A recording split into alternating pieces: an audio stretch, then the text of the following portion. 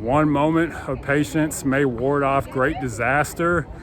One moment of impatience may ruin a life. This is a Chinese proverb. Welcome to another episode, a very important episode of Weekend Wake Up with me, your host, Marcus. On today's episode, we're going to talk about the 5 or 6 decisions that are going to ultimately determine the outcome of your life. Hanging out here at Cary Park, all these people. Yes, I'm doing a video in front of all these people.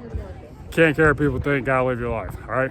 We're gonna talk about the 5 or 6 decisions that can ultimately affect your life and why it is of utmost importance to be very patient when it comes to making these decisions, because they impact your life in almost nothing anything else does. So let's get into what are these 5 or 6 decisions. Okay, let's just list them out. First one is who your God is, okay? Second is who your team is.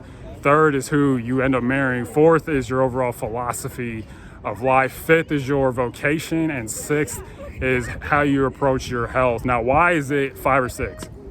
It's 5 or 6 because some of us may not end up getting married. Interesting statistic, 90% of people end up getting married, all right? But some people don't. As I sit here atop Cary Park, look at the Space Needle in the background. This is beautiful. First live show. It's cool. But for example, some people might not get married, like my sister. Like she chose not to, she doesn't want to get married, and that's fine. You don't have to get married. Some people don't. But just in case you do, that's fine. But in terms of these decisions, like if you get these 5 or 6 decisions right, your life can end up being amazing. But if you get these wrong, you get all of them wrong, or even 2 or 3 wrong, you got a heap of misery on your plate. And it's important to be patient because you're the one who holds the key to making these decisions, all right? You hold the ball. Can't hand this one off. You hold the ball when it comes to making these decisions. So let's be patient, all right? Okay. Lives of great men, people we look up to, have proven that our lives can be sublime, and we have that power to make those choices, all right? So let's just get into it. So who your God is, okay? Now, some of us at some point in time, we've all gone to church or had some sort of religious affiliation. Like, for example, like I'm Christian, right? I believe that like Jesus is God, and that's fine. That's what I believe. Some people, their God might be going to church. It might be God or their money or family, friends, whomever the case may be. But the important thing to consider is that we all have a God, and it's a choice that we make. Now, when I say God, I mean like who is your like supreme ruler, okay? Who do you look to for guidance and support? When times get hard, is it money? Is it your friends? Whoever the case may be, we all have one. So it's important to look and see what is guiding me, what is influencing me in this particular direction. All right, I'll leave with a quote from Elizabeth Gilbert.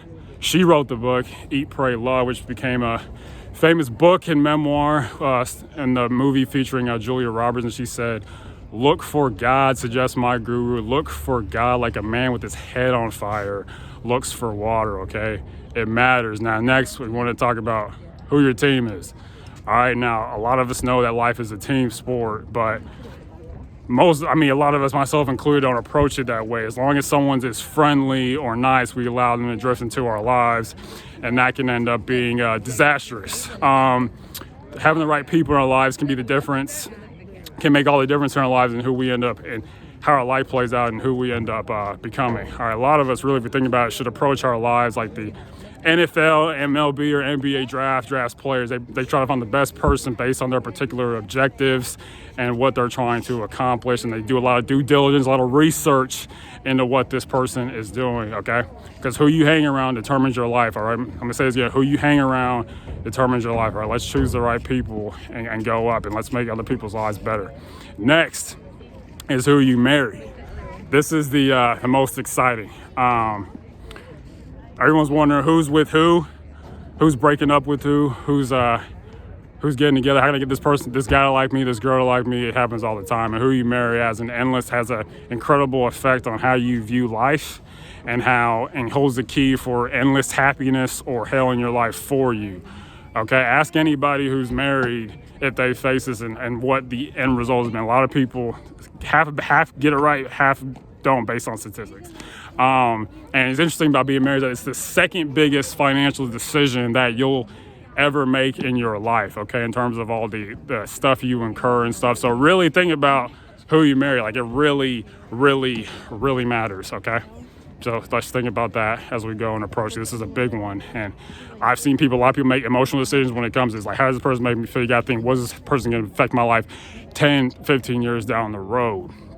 The next is your overall philosophy. Okay, remember with the American, who you hang around determines your life. All right, think about that. Who you hang around determines your life. It really, really matters. You hang around with clowns, your life's gonna become a circus. Next is your overall philosophy. Okay, a lot of us can acknowledge that our life is what our thoughts make of it, but a lot of us seem to forget this. I know that I do. Okay, what we think about, we bring about. All right. When we're thinking and when we're living our lives, we got to remember that these thoughts determine everything.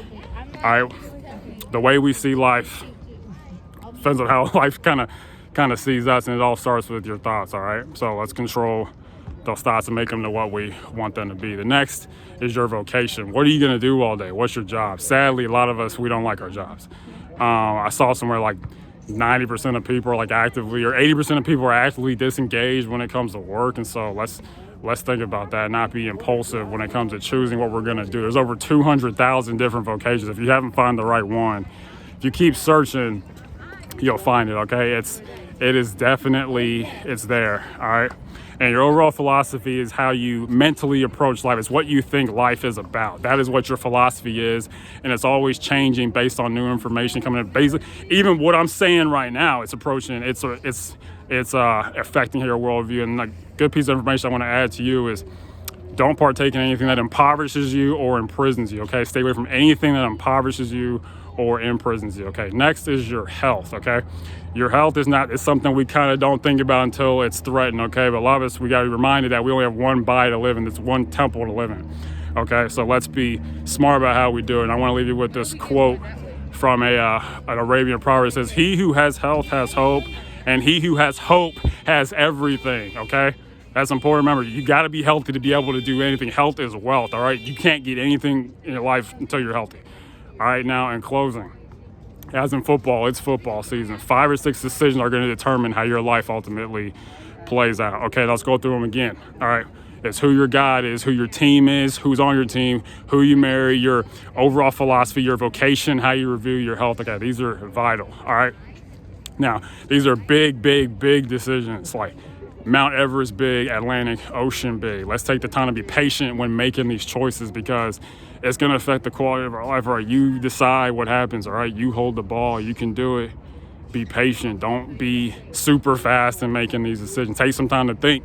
On this Saturday, take some time to think. As I sit atop this hill and you see the beautiful Space Needle. Y'all ever come to Seattle? Cary Park is awesome. I'm sitting here right now. I'm blessed to live about a block or two away. But yeah, that's it. All right, I want to leave you with this quote that says, finishing, as I finish this video, finishing is better than beginning.